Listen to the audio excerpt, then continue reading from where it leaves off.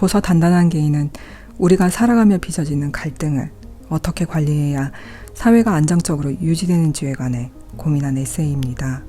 저자는 세월호, 노키즈존, 임신중단, 리얼돌, 무고죄, 페미니즘 논쟁을 통해 변화하는 세상에 나타나는 갈등의 실체를 추적하고 사실을 바라보는 사람들의 태도를 관찰해 우리 사회의 인식 수준을 지적합니다.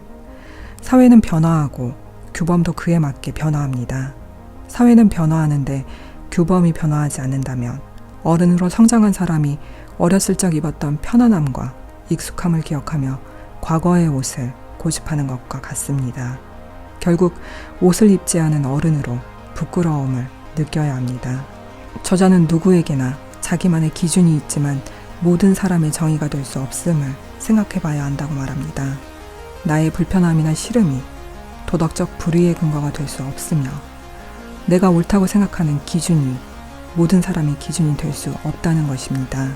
내 편이기에 봐주고 약자이기에 수용해주는 온정주의도 자기 세계의 기준이 작동된 결과로 반지성주의는 이렇게 우리 삶 태도 깊숙한 곳에 숨겨져 있다고 저자는 말합니다.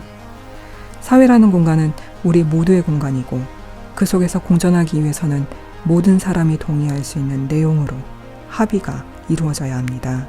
구성원 누구에게나 보편타당하기 위해서는 개인의 신념이나 주관적 옳음이 강요되어서는 안 됩니다. 이는 갈등을 양산할 뿐입니다.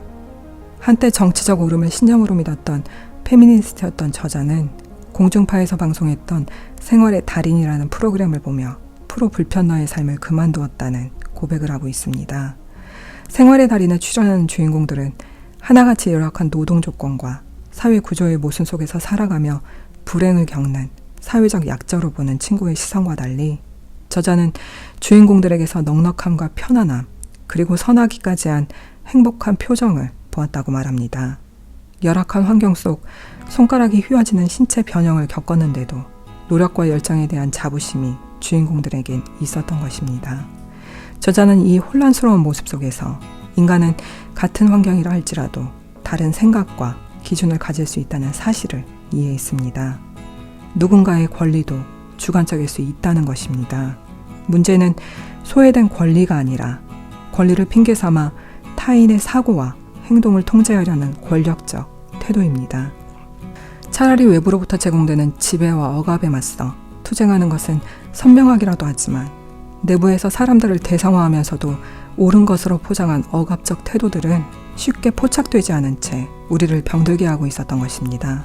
인간을 이해하려는 노력과 고민 없이 수단으로만 활용하려는 것은 세상을 바꾸고자 했던 목적을 공허하고 위험하게 만들었습니다. 따라서 목적 그 자체의 인간을 찾기 위해 스스로 생각하는 임 사유로서 자신을 견고한 개인으로 만들어야 한다고 이야기합니다. 사회는 다양한 가치관과 의견이 존재합니다. 입장과 관점이 다르니 충돌이나 갈등은 필연적입니다. 그러나 갈등이란 사회가 변화한다는 증명이지 갈등 자체가 나쁘거나 없어져야 할 것은 아닙니다. 모든 변화가 다가오는 모습입니다. 개인들은 자신이 원하는 목적 혹은 지키고자 하는 권리를 위해 스스로의 태도를 정할 수 있고 실천할 수 있는 자유가 있어야 합니다. 누군가의 옳음이 자신의 가치보다 우선될 수 없고 옳음이란 고정되는 것이 아니라 사유가 변화하듯 변한다는 것이며 나의 생각뿐 아니라 상대의 생각도 옳을 수 있다는 그 모든 가능성이 열려있는 것입니다. 그때는 맞고 지금은 틀리다라는 말도 그때는 틀렸지만 지금은 맞다는 말로 바뀔 수 있는 것입니다. 우리는 살아가는 공간 안에서 부딪히고 싸우며 변화하기 때문입니다. 그렇기 때문에 권리와 의무의 관계는 고정불변하는 것이 아니라 변화하는 것입니다. 따라서 상식과 전통 혹은 어떤 원칙과 정해진 규범이나 도덕이나 윤리와 같은 기준으로 사람의 입장을 강제하고 통제할 수는 없는 것입니다. 사회는 온갖 절차와 형식을 강요하고 명령하며 그것에 따르도록 유도하지만 막상 수용하고 복종하며 절차를 밟아가면 해결되지 않은 공회전의 무한굴레에 접어들 뿐입니다. 스스로 생각하는 능동성이 사라지면 부품처럼 수동화되고 도구화된 인간이 되어버리는 것입니다. 때문에 인간에게 능동성을 잃게 하는 어떤 시도도 바람직하지 않은 것입니다. 헌법에서 보장하는 인간의 권리는 모든 개인의 고유성을 인정하는 것에서 시작합니다. 나의 권리가 보장되기 위해서는 타인이 나의 권리를 인정해주는 의무가 있어야 하고, 타인의 권리를 보장하기 위해서는 내가 타인의 권리를 인정해주는 의무를 지켜야 합니다. 권리와 의무는 나와 타인의 관계에서 공정한 계약으로 존재하는 것이지요.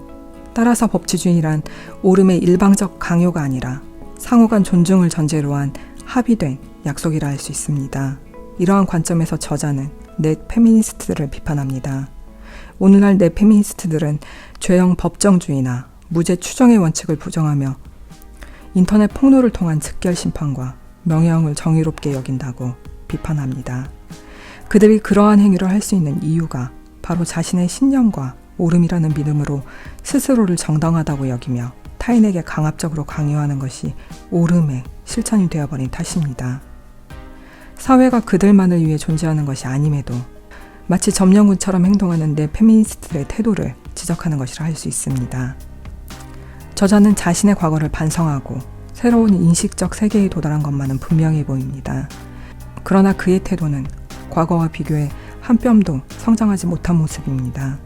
과거는 틀렸고 지금은 옳다고 여기기 때문입니다. 해마다 발행하는 경찰청 범죄 통계 연관만 보더라도 여성이 피해자인 성범죄 수는 수만 건이 넘습니다. 여성을 상대로 한 성범죄는 인간의 자유를 침탈하는 행위로 저자가 지키고자 하는 자유를 철저히 침해하는 것입니다. 따라서 성범죄 피해자가 저항하는 행위나 방법에 대하여 그 누구도 쉽게 평가하고 재단할 수는 없습니다. 우리는 자유를 지키는 것이 무엇인지를 더 성숙하게 고민해야 하는 이유이기도 합니다. 때문에 저자의 주장을 100번 수용한다 하더라도 공론장 혹은 담론장 안에서의 자유가 보장되기 위해서는 옳음과 틀림으로 구분되는 명징한 이야기들을 포기하는 것과 더불어 지켜야 하는 옳음이 존재한다는 사실 또한 부정할 수 없습니다. 우리의 인식체계가 실제를 알 수 없는 한 상상과 상징으로 가득한 공간에서 무엇도 확신할 수 없기 때문입니다. 아이러니인 것은 저자가 절대적 확신이나 믿음을 비판하면서도 자신은 여전히 믿음과 확신으로 가득 찬 세계에 머물고 있다는 것입니다.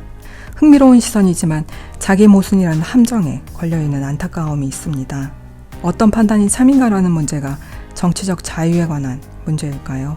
그럼에도 불구하고 우리 사회가 성찰하기 위해서는 꼭 읽어볼 만한 책이라는 점은 분명히 보입니다.